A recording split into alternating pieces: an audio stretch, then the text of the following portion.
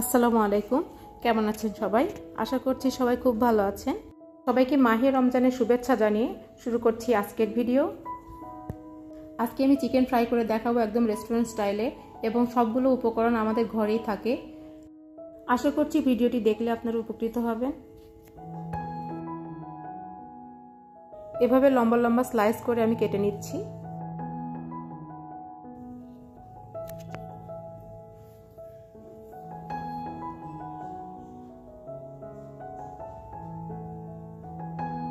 আপনারা বটি দিয়েও কাটতে পারেন বা চাকু দিয়েও কাটতে পারেন, যেটা দিয়ে সুবিধা হয় সেভাবে কেটে নিতে হবে।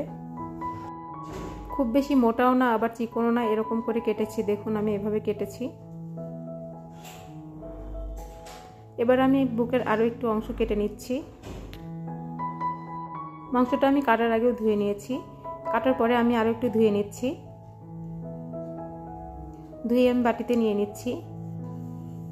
এখানে আমি গোলমরিচ দিচ্ছি 1 চা চামচ পরিমাণ, আর শুকনো মরিচের গুঁড়া 1 চা চামচ পরিমাণ। এখানে আমি ধনিয়া গুঁড়া দিলাম, সামান্য একটু লবণ দিচ্ছি। এর মধ্যে সয়া সস দিচ্ছি, সেজন্য আমি লবণ বেশি দিলাম না, সয়া সসের মধ্যে অলরেডি লবণ থাকে। আমি একটু সামান্য টমেটো কেচাপ দিলাম, তারপরে আদা বাটা দিলাম, তারপরে রসুন বাটা দিলাম। এর মধ্যে একটা ডিম ভেঙে দিয়ে ভালো করে মেখে নিচ্ছি। ম্যারিনেট করে আমি রেখে দিব ঢাকনা দিয়ে। প্রায় কমপক্ষে 1 ঘন্টা রাখতে হবে। আমি প্রায় 4 ঘন্টা মতো রেখেছি। এবার আমি কর্নফ্লাওয়ার দিচ্ছি। 1 কাপ পরিমাণ কর্নফ্লাওয়ার দিতে হবে।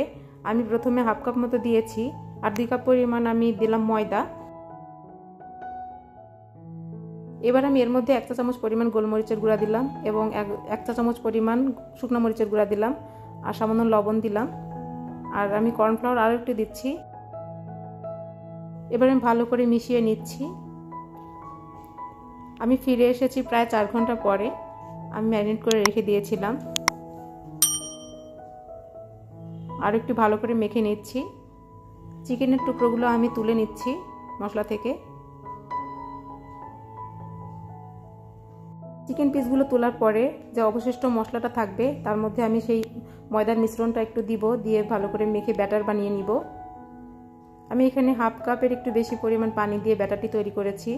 ব্যাটারটি তৈরি করার জন্য 1 কাপ পরিমাণ ময়দা আমি উঠে নিয়েছিলাম।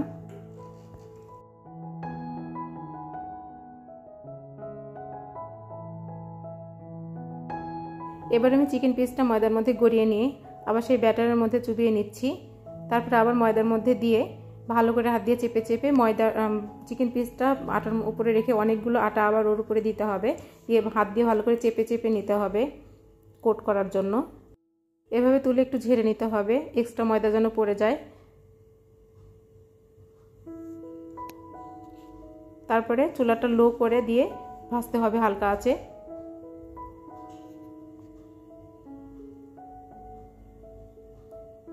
হালকা আঁচে ব্রাউন কালার আসা পর্যন্ত আমি এভাবে ভাজতে থাকবো। তেলটা গরম করে তারপরে চিকেনটা ছাড়তে হবে, আর চিকেন ছাড়ার পরে চুলাটা আবার লো করে দিতে হবে, যেন চিকেনটা পুড়ে না যায়।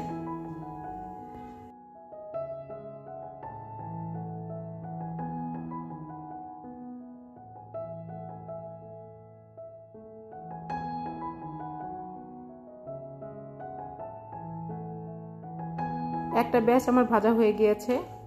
এরপরে আমি পরবর্তীগুলো ভেজে নিব। চিকেনটা কয়েকটি লেয়ারে কোট করার জন্য একবার করে ব্যাটারের মধ্যে চুবিয়ে ময়দার মধ্যে গড়িয়ে তারপরে আবার ব্যাটারে দিয়ে আবার ময়দার মধ্যে গড়িয়ে নিলেও হবে।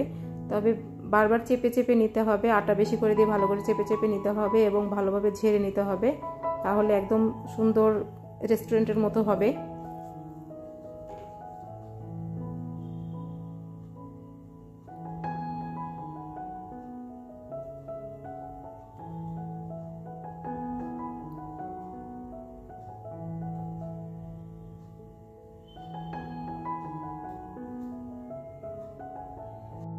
এভাবে বাসায় বানালে টেস্টটা একদম রেস্টুরেন্টের মতো আসবে, আবার কম খরচে বাসায় বানানো যাবে।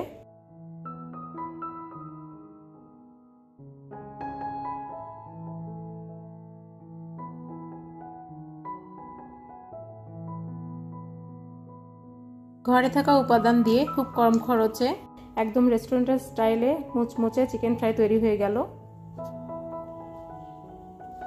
কাছে থেকে না দেখলে না খেয়ে বুঝতে পারবেন না যে এতটা পারফেক্ট হয়েছে। আজকের এই ভিডিওটি যদি আপনাদের একটু উপকারে এসে থাকে তাহলে প্লিজ আমার চ্যানেলটি সাবস্ক্রাইব করবেন আর পাশে থাকা বেল আইকনটি প্রেস করে দিবেন। সবাই অনেক অনেক ভালো থাকবেন। আল্লাহ হাফেজ।